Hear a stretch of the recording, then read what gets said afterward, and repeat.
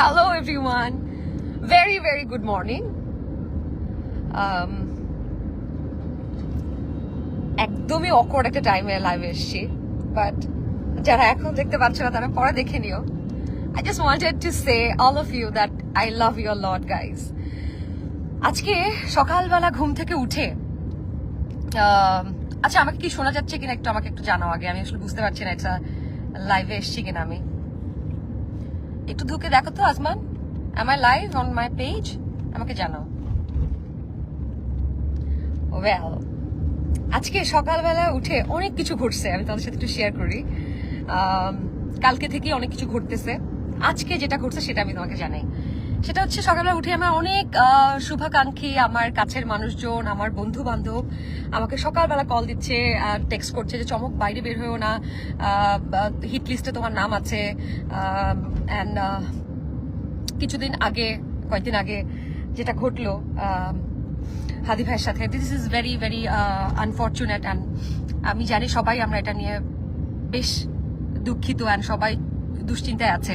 তো আমাকে কয়েকজন জাস্ট বলল আমার বাসা থেকে, আমার বন্ধু বান্ধব, যে তুমি বাসার বাইরে বের হয়েও না, বাসায় থাকো।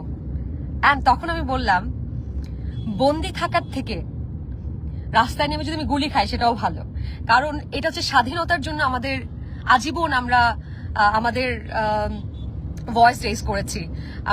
আমরা স্বাধীনভাবে বাঁচতে চাই, আমরা খাঁচায় বন্দি থাকার জন্য বাঁচতে চাই না। তো আর সবচেয়ে বড় কথা কি জানো, মানে আমি বলতেছিলাম যে এই যে হিটলিস্টে নাম আসতেছে, আমাকে থ্রেট করতেছে, কালকে সারাক্ষণ আমার ফোনে মিনিমাম 200-300 কল আসছে। আমি নাম্বারটা বন্ধ করতে বাধ্য হয়েছি, আমার একটা নাম্বার ছিল। জাস্ট মানে আমি এতগুলো ফোন কলস, এত হত্যা হুমকি আমাকে দিচ্ছে। আমার মনে হচ্ছিল ভাই, I have done something really good. আমি জীবনে আমার দেশের জন্য কিছু একটা তো করছি যে এরা আমার পেছনে এভাবে লাগছে, কিছু না করলে তো এভাবে লাগতো না পিছে। সো অ্যাটলিস্ট এতটুকু সান্ত্বনা আমি নিজেকে দিতে পারতেছি যে ইয়েস, আমার এই রুকায়া জাহান চমক কোনো না কোনো ভাবে এই দেশের এবার দেশের মানুষের কোনো কাজে আসছে। আমার জীবনটা আসলে মিনিংফুল হয়ে গেছে আমার জন্য এতটুকু ভাবে। আর যদি ওরা আমাকে সত্যিই মেরে ফেলে, বিশ্বাস করো it will be a beautiful gift for me.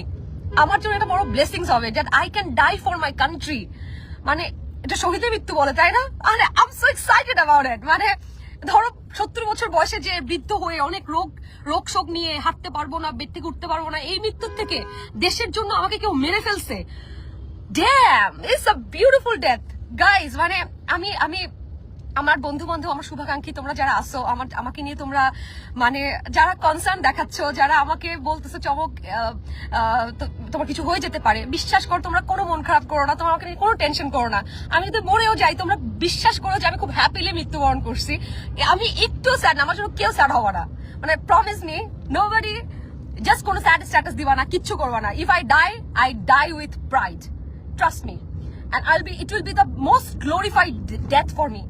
So all the Awami লীগের পিপল যারা আমাকে থ্রেট করতেছে, আমার নামে মিথ্যা প্রপাগান্ডা ছড়ানোর চেষ্টা করতেছে, আমার নামে তুমি যত বাজে বলবা, আমি তত মনে করি যে আমি আসলে তত মিনিংফুল কাজ করছি আমার দেশের জন্য, আমার দেশের মানুষের জন্য।